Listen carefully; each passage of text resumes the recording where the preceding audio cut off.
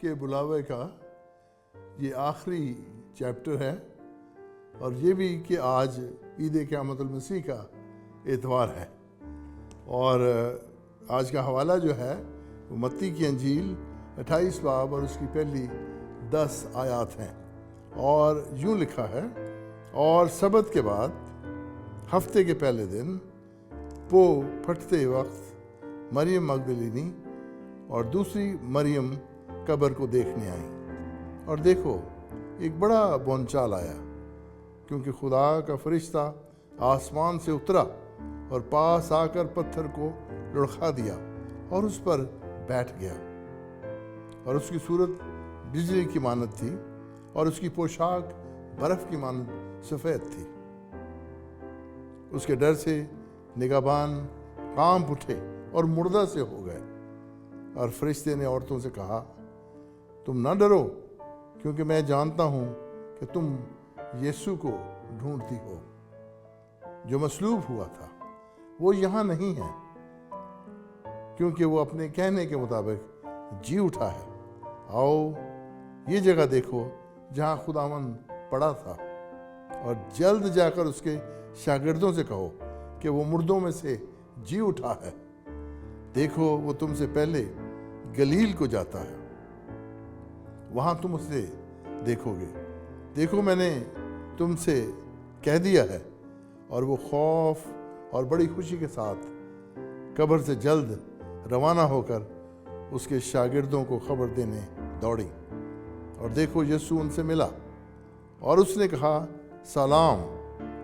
انہوں نے پاس آ کر اس کے قدم پکڑے اور اسے سجدہ کیا۔ اس پر یسوع نے ان سے کہا: ڈرو مت، جاؤ میرے بھائیوں سے کہو کہ گلیل کو جائیں، وہاں مجھے دیکھیں گے۔ خداوند کی برکت اس کی انجیل کے پڑھے جانے پر ہو، آمین۔ متی رسول کی انجیل اس کا 28 باب اور اس کی پہلی 10 آیات جو آپ کے سامنے پڑھی گئیں، اس میں ہم لینٹ کا نقطۂ عروج دیکھتے ہیں، جس میں یسوع المسیح کی موت پر فاتح ہو کر مردوں میں سے زندہ حالت میں نظر آنا ہے۔ حوالہ کی شروع میں مریم مگدلینی اور دوسری مریم کی طرف سے قبر کے خالی دیکھنے کا بیان ہے۔ اس کے بعد ان خواتین پر ایک فرشتہ ظاہر ہوا جو انہیں یسوع المسیح کے مردوں میں سے زندہ ہونے کی حیرت انگیز خبر سناتا ہے۔ فرشتے کے ان الفاظ میں کہ وہ یہاں نہیں ہے، کیونکہ اپنے کہنے کے مطابق جی اٹھا ہے، اور یہ انویٹیشن کہ آؤ یہ جگہ دیکھو جہاں خداوند پڑا تھا۔ یسوع المسیح کی مردوں میں سے قیامت کی نبوتوں کی گونج ہمیں سنائی دیتی ہے، جو پرانے عہد نامہ میں اور نئے عہد نامہ میں تسلسل کے ساتھ ملتی ہے۔ فرشتہ ان خواتین کو دعوت دیتا ہے کہ وہ اس تکمیل شدہ وعدے کے ثبوت دیکھیں، اور جو خالی قبر کی صورت ان کے سامنے تھا۔ پھر یسوع مسیح خود ان خواتین پر ظاہر ہوتے ہیں، جس سے فرشتہ کے الفاظ کی تصدیق ہو جاتی ہے۔ یسوع مسیح کے الفاظ کہ ڈرو نہیں، جاؤ میرے بھائیوں سے کہو کہ وہ گلیل کو جائیں، وہاں مجھے دیکھیں گے، 10ویں آیت میں اس ماحول کی بنیاد رکھتے ہیں جس میں شاگردوں نے اب مردوں میں سے زندہ ہونے والے یسوع کو دیکھنا ہے۔ ایسٹر کی صبح موت پر زندگی کی فتح اور تاریکی پر نور کی فتح کا نشان ہے۔ خالی قبر امید کا نشان بن جاتی ہے، جس سے ایماندار اس یقین سے بھر جاتے ہیں کہ گناہ اور موت کی قوت پر حتمی غلبہ پا لیا گیا ہے۔ یہ ہمیں یسوع مسیح کے مردوں میں سے زندہ ہونے کی حقیقت کو قبول کرنے اور زندگی بدلنے والے یسوع کے نور میں زندگی گزارنے کی دعوت اور تحریک بخشتا ہے۔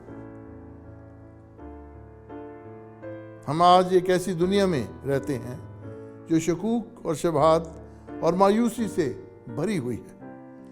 یسوع مسیح کی مردوں میں سے قیامت کا پیغام ایک ابدی پیغام ہے جو ہر زمانے اور ہر نسل کے لیے ہے۔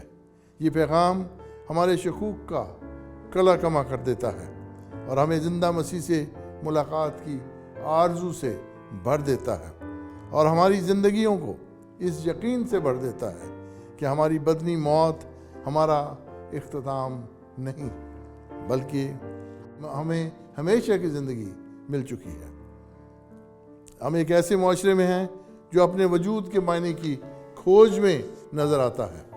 ایسٹر ہمیں اس مسئلے کا ایک گہرا حل اور جواب مہیا کرتا ہے۔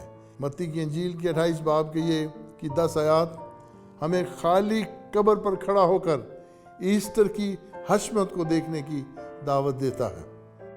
ایسٹر کا واقعہ ہمارے ایمان کو تشکیل دینے میں مرکزی مقام رکھتا ہے۔